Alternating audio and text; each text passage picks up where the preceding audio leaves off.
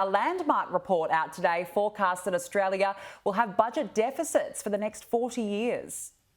It certainly makes for some pretty bleak reading, it must be said. A sea of red and no sign of a back-in-black surplus for the next 4 decades. This is one of the stark findings of the Intergenerational Report. It looks at what Australia will look like over the next 40 years. It's handed down once every 5 years. 5 years ago, under Treasurer Joe Hockey, he was able to show a path back to surplus. Josh Frydenberg, not so lucky, even though he won't be able to get that. He's not conceding, really, that he won't ever hand down a surplus budget.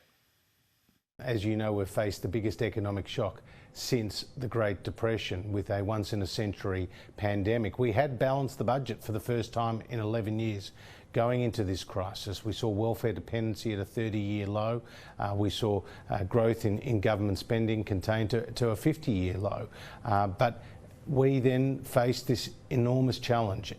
Not great news on the population front either. For the first time in this report's history, there has been a downgrade to the population forecast. By 2061, they're saying that Australia's population will reach 38.8 million, but that is millions fewer than had been predicted just 5 years ago. That's a result of the lower than expected fertility rate and also less migrants. That's all been hit pretty hard, Danica, by this COVID pandemic. Yeah, it certainly has.